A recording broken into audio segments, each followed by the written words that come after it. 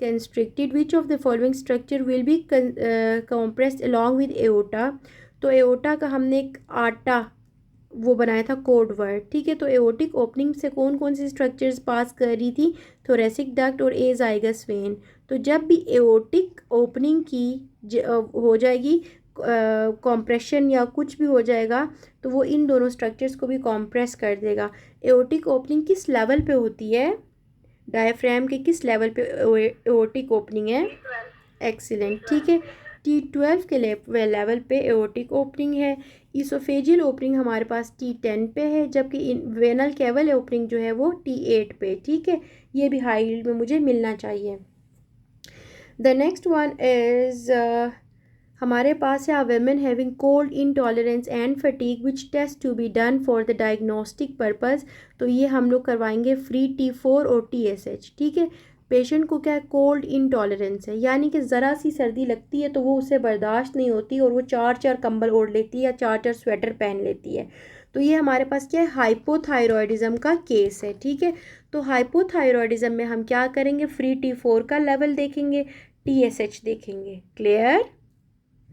अगला है lymphatic drainage of fundus of the stomach. कहाँ से हो रहा होता है, हमारे पास फंडस ऑफ द स्टमक जो है वो किन लिम्फ नोड्स पे जा रहा होता है, तो ये हमारे पास क्या है, सीलिएक लिम्फ नोड्स है, ठीक है। सीलिएक लिम्फ नोड्स पे जाके fundus of the stomach drain होता है। Hydrocarbon was given, this will work as initiator process. The initiator process in carcinogenesis works by, ये क्या करता है, permanent changes to the DNA लेके आता है, परमानेंट म्यूटेशंस करता है और इसी के अंदर ये मेमोरी भी प्रोड्यूस करता है, ठीक है। सही है, ये होता है हमारे पास इनिशिएटर का कार्सिनोजेनिक इफेक्ट।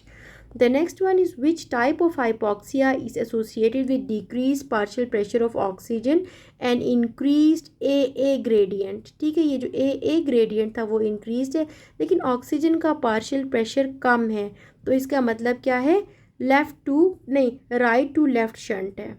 क्लियर? अब मैं आपको ये समझाती हूँ कि हमारे पास AA ग्रेडियंट किन कंडीशंस में इंक्रीज हो रहा है। Clear? Increased A gradient is seen in fibrosis, V/Q defect, right to left shunt, ठीक है।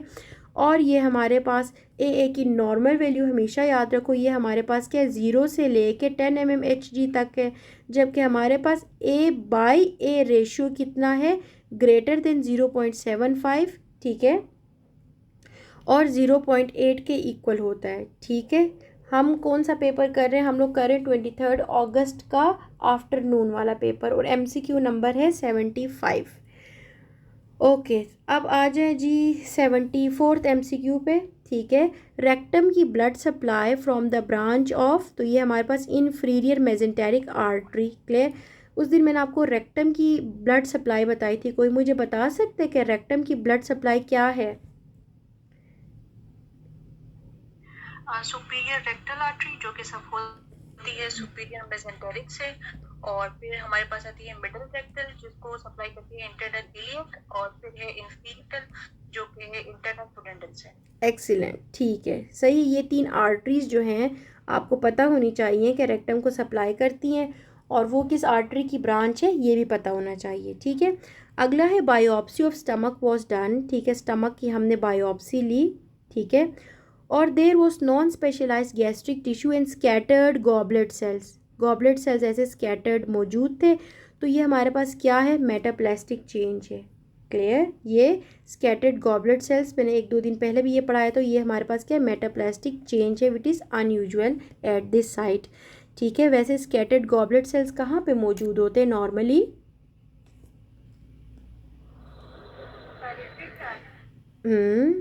ये होते हैं इंटेस्टाइन्स में, ठीक है। गॉबलेट सेल्स जो है इंटेस्टाइन्स में मौजूद होते हैं नॉर्मली, लेकिन जब भी मेटाप्लास्टिक चेंज हो जाएगा तो स्टमक के अंदर भी आ जाएंगे। क्लियर? अगला हमारे पास है कि bulbo urethral gland is present in which of the following. तो ये हमारे पास है डीप पेरिनियल पाउच, ठीक है। बल्बो यूरिथ्रल ग्लैंड जो है डीप पेरिनियल पाउच में प्रेजेंट है, ठीक है। अब कुछ इंपॉर्टेंट पॉइंट्स हैं और बहुत इंपॉर्टेंट है, पेल्विस एंड पेरिनियम गायनी से रिलेटेड, इसको गौर से करें, सुने। सबसे पहले bulbourethral gland is a part of deep perineal pouch, ठीक है। ये जो बल्बो यूरिथ्रल ग्लैंड है ये हमारे पास डीप पेरिनियल पाउच का कंटेंट है, ठीक है। आप इसको BD से याद कर लो। अगला है greater vestibular gland is a part of superficial perineal pouch, ठीक है। तो वो हमारे पास क्या है, GS है, ठीक है। अगला है बल्बर यूरिथ्रा रप्चर, ठीक है। तो बिलो द यूरोजेनिटल डायाफ्राम, तो यूरिन जाएगा सुपरफिशियल पेरिनियल पाउच में, ठीक है। अगर यूरोजेनिटल डायाफ्राम के नीचे नीचे चोट है तो वो जाएगा सुपरफिशियल पाउच में।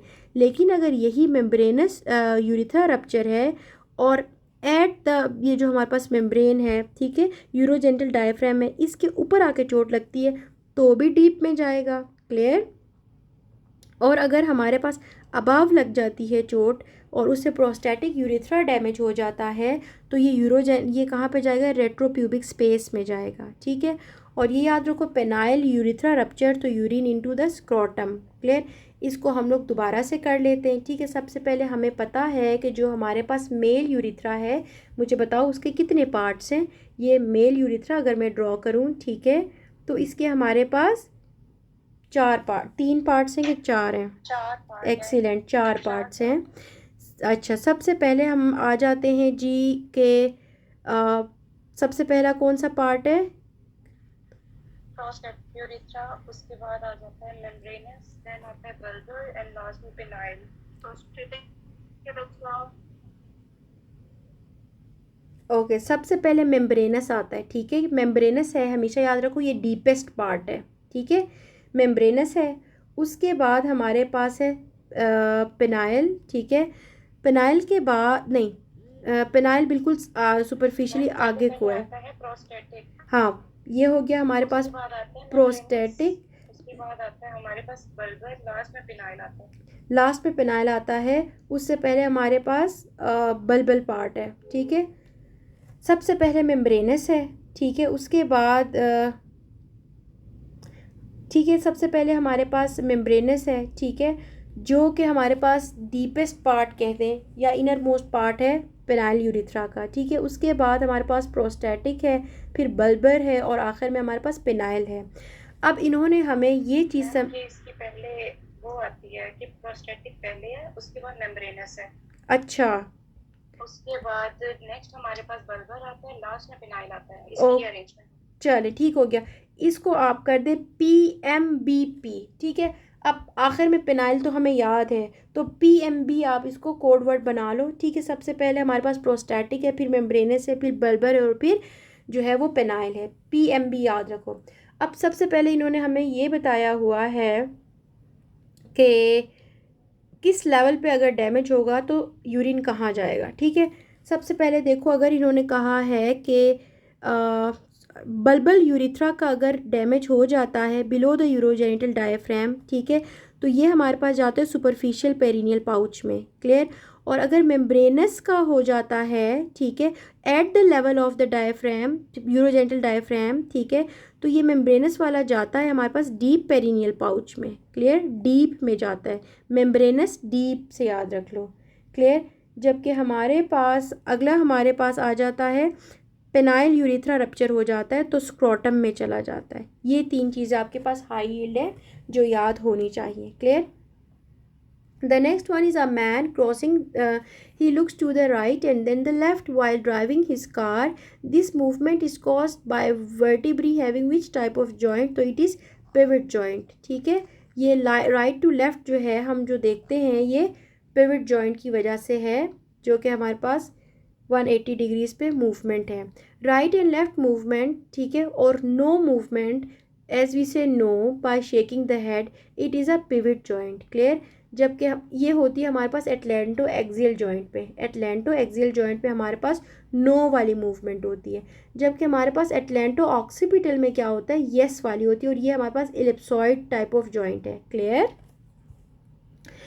अगला हमारे पास MCQ है कि after road traffic accident massive blood loss patient undergoes shock, blood pressure is 85/40, what will activate now? तो हमारे पास क्या होता है, CNS इस्कीमिक रिस्पॉन्स, ठीक है।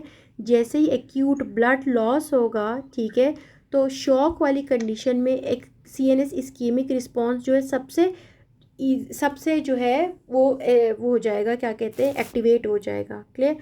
अब इससे रिलेट मैम मैम हमने यही वाला एमसीक्यू 2 बार किया है, पहले भी इस बार भी किया है और उससे पहले भी किया है ना, पिछले दिन कल शायद। तो मैम इसलिए आया था कि व्हाट विल एक्टिवेट नाउ, तो इसका मतलब है कि सबसे पहले कौन सा जो है वो एक्टिवेट होगा सिस्टम। तो हमने बैरो रिसेप्टर किया है ओके 2-3 दफा। वहाँ पर 80 था, 85/60 था, यहाँ पे 40 है।